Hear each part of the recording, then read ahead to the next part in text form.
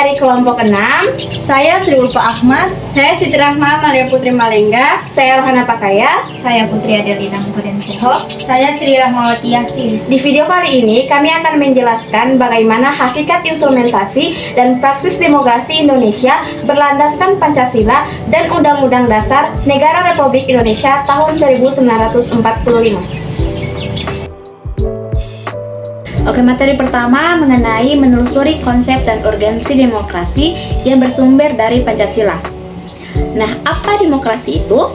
Secara etimologis, demokrasi berasal dari bahasa Yunani kuno, yakni demos, artinya rakyat atau penduduk, dan kratein artinya pemerintah.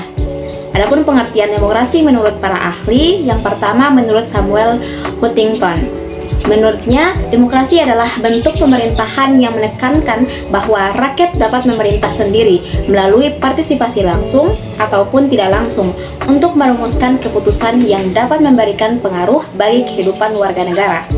Nah, sedangkan menurut Abraham Lincoln, demokrasi adalah pemerintah dari rakyat, oleh rakyat, dan untuk rakyat. Yang kedua yaitu 3 tradisi pemikiran politik demokrasi. Secara konseptual, seperti dikemukakan oleh Carlos Alberto Torres 1998, demokrasi dapat dilihat dari 3 tradisi pemikiran politik, yakni Classical Aristotelian Theory, Medieval Theory, Contemporary Doctrine. Dalam tradisi pemikiran Aristotelian, demokrasi merupakan salah satu bentuk pemerintahan, yakni pemerintah oleh seluruh warga negara yang memenuhi syarat kewarganegaraan. Sementara itu, dalam tradisi Medieval Theory yang pada dasarnya menerapkan Roman Law dan konsep popular sovereignty menempatkan suatu landasan pelaksanaan kekuasaan tertinggi di tangan rakyat.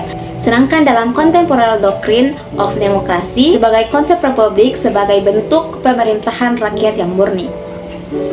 Yang ketiga yaitu pemikiran tentang demokrasi Indonesia. Menurut Budi Arjo dalam buku Dasar Ilmu Politik tahun 2008, demokrasi yang dianut di Indonesia adalah demokrasi yang berdasarkan Pancasila yang masih terus berkembang dan sifat dan ciri-cirinya terdapat berbagai tafsiran dan pandangan. Meskipun demikian, tidak dapat disangkal bahwa nilai-nilai pokok dari demokrasi konstitusional telah cukup tersirat dalam Undang-Undang Dasar Negara Republik Indonesia tahun 1945. Menurut Muhammad Hatta, demokrasi untuk Indonesia harus berbeda dengan demokrasi Barat yang berdasarkan paham individualisme yang merugikan untuk bangsa Indonesia karena mendatangkan ketidakadilan dalam kehidupan ekonomi. Yang terakhir yaitu pentingnya demokrasi sebagai sistem politik kenegaraan modern. Nah, bisa dibayangkan bagaimana di suatu negara tidak ada demokrasi dan segala sesuatunya diatur oleh pemerintah. Tentunya akan hilanglah kesejahteraan masyarakat dan kacaulah negara tersebut. Oleh karena itu, demokrasi sangatlah penting dan diperlukan masyarakat. Tidak hanya sekadar pemerintah yang memegang kendali dalam pengaturan suatu negara, perlu adanya masyarakat yang komplement, mendukung, dan masyarakat perlu terlibat dalam pembangunan suatu negara demi terciptanya kemakmuran dan kesejahteraan negara. Dengan adanya demokrasi, tak ada saling ingin menang sendiri, saling memaksakan kehendak, saling menghina, saling melecehkan, saling menjatuhkan. Yang ada saling menghargai, saling menghormati, saling mengerti, saling menerima pendapat orang lain, saling lapang dada, saling tenggang rasa, sehingga terciptanya kehidupan yang nyaman pasti akan tercipta. Materi kedua yaitu menanya alasan mengapa diperlukan demokrasi yang bersumber dari Pancasila.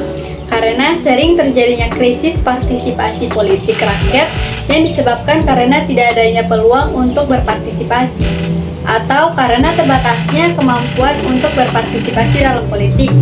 Secara spesifik, penyebab rendahnya partisipasi politik tersebut adalah yang pertama, pendidikan yang rendah yang menyebabkan rakyat kurang aktif dalam melaksanakan partisipasi politik. Yang kedua, tingkat ekonomi rakyat yang rendah. Yang ketiga, partisipasi politik rakyat kurang mendapat tempat oleh pemerintah. Munculnya penguasa dalam demokrasi ditandai oleh menjamurnya dinasti politik yang menguasai segala segi kehidupan masyarakat seperti pemerintah, lembaga perwakilan, bisnis, peradilan, dan sebagainya oleh satu keluarga atau kroni. Adapun perihal demokrasi, membuang kedaulatan rakyat terjadi akibat adanya kenyataan yang memprihatinkan bahwa setelah tumbangnya struktur kekuasaan otokrasi, ternyata bukan demokrasi yang kita peroleh, melainkan oligarki di mana kekuasaan terpusat pada sekelompok kecil elit, sementara sebagian besar rakyat tetap menjauh dari sumber-sumber kekuasaan seperti wewenang, uang, hukum, informasi, pendidikan, dan sebagainya. Materi ketiga yaitu menggali sumber historis, sosiologis, dan politik tentang demokrasi yang bersumber dari Pancasila. Yang pertama, sumber nilai yang berasal dari demokrasi desa. Mengenai adanya anasir demokrasi dalam tradisi desa, kita akan meminjam dua macam analis. Yang pertama, paham kedaulatan rakyat sebenarnya sudah tumbuh sejak lama di Nusantara. Di alam Minangkabau, misalnya pada abad ke-14 sampai ke-15, kekuasaan raja dibatasi oleh ketundukannya pada keadilan dan kepatutan. Yang kedua, tradisi demokrasi asli Nusantara tetap bertahan sekalipun di bawah kekuasaan feodalisme. Raja-raja Nusantara, karena di banyak tempat di Nusantara, tanah sebagai faktor produksi yang penting tidaklah dikuasai oleh raja, melainkan dimiliki bersama oleh masyarakat. Yang kedua, sumber nilai yang berasal dari Islam. Nilai demokratis yang berasal dari Islam bersumber dari akar teologisnya. Inti dari keyakinan Islam adalah pengakuan pada ketuhanan yang Maha Esa atau tauhid monoitisme. Kelanjutan logis dari prinsip tauhid adalah paham persamaan atau kesederajatan manusia di hadapan Tuhan yang melarang adanya perendahan martabat dan pemaksaan kehendak atas sesama manusia.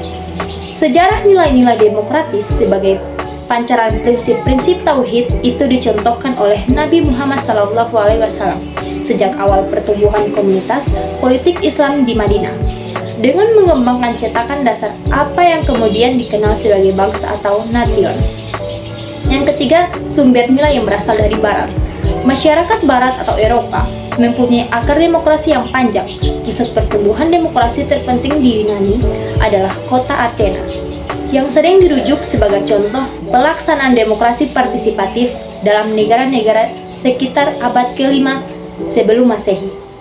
Dalam kurun sejarah Indonesia merdeka sampai sekarang ini, ternyata pelaksanaan demokrasi mengalami dinamikanya. Indonesia mengalami praktik demokrasi yang berbeda-beda dari masa ke masa. Beberapa ahli memberikan pandangannya.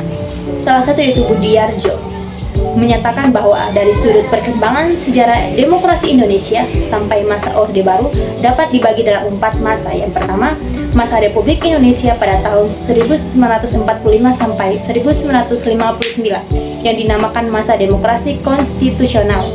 Yang kedua, masa Republik Indonesia pada tahun 1959 sampai 1965 yaitu masa demokrasi terpimpin.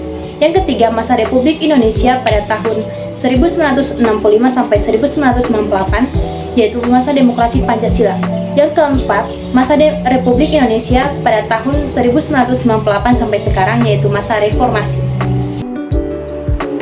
Baik, materi yang keempat yaitu membangun argumen tentang dinamika dan tantangan demokrasi yang bersumber dari Pancasila, yang dimana untuk memahami dinamika dan tantangan demokrasi ini berkaitan dengan MPR, DPR, dan DPD. Yang pertama yaitu Majelis Permusyawaratan Rakyat atau MPR, di mana perubahan dari sistem vertikal hierarkis dengan prinsip supremasi MPR menjadi sistem yang horizontal fundamental dengan prinsip checks dan balance atau saling mengawasi dan mengimbangi antar lembaga negara.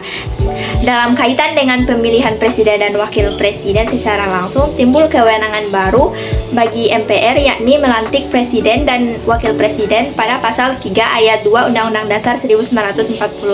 Kewenangan lain yang muncul berdasarkan ketentuan pasal 3 ayat 3 Undang-Undang Dasar 1945 adalah MPR berwenang memberhentikan presiden dan atau wakil presiden dalam masa jabatannya menurut Undang-Undang Dasar. Yang kedua, Dewan Perwakilan Rakyat. Menurut ketentuan pasal 20A ayat 1 Undang-Undang Dasar 1945, fungsi DPR ada 3, yaitu fungsi legislasi, fungsi anggaran, dan fungsi pengawasan.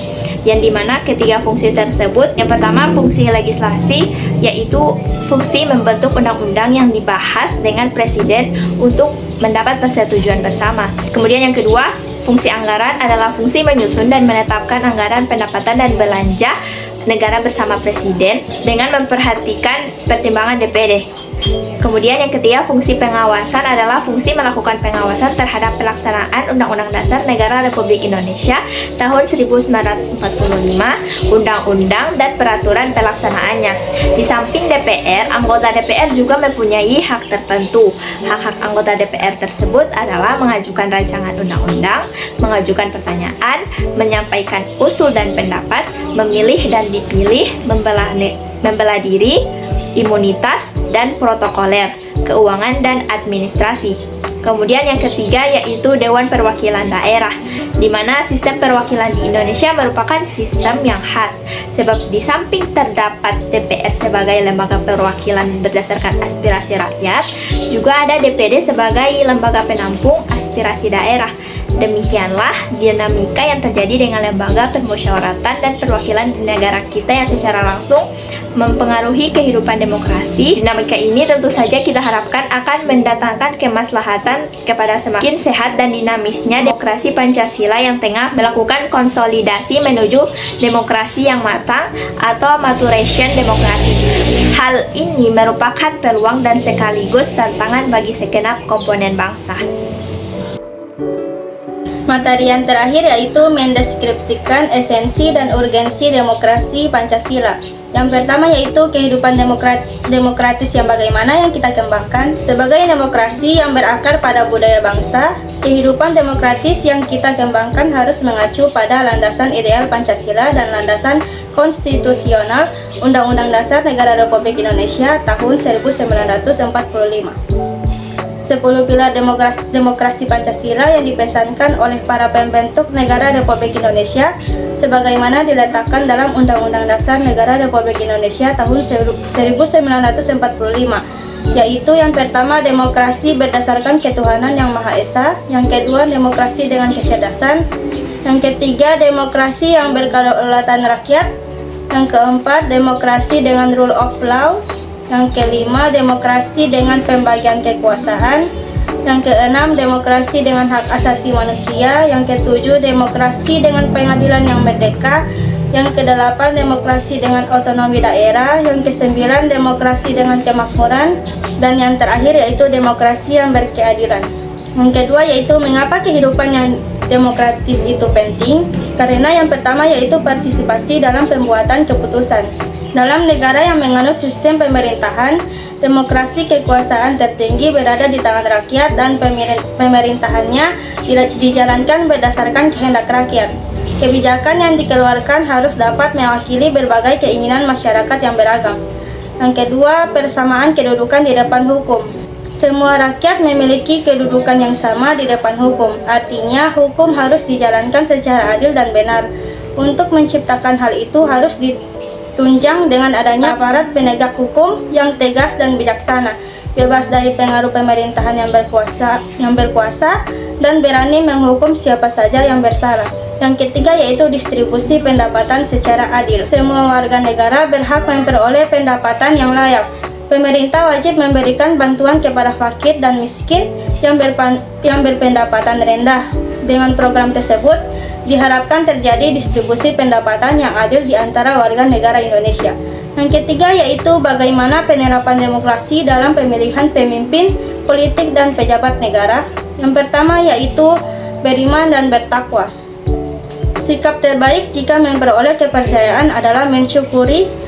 Salah satu cara untuk bersyukur adalah selalu ingat akan tugas kepemimpinan yang diembannya, yakni memimpi umat mencapai tujuan dengan ridha Tuhan. Apabila ia beriman dan bertakwa, maka tugas-tugas kepemimpinannya itu akan disyukuri dengan amanah dan sebagai kewajiban mulia agar mampu melaksanakan dengan baik. Yang kedua yaitu bermoral.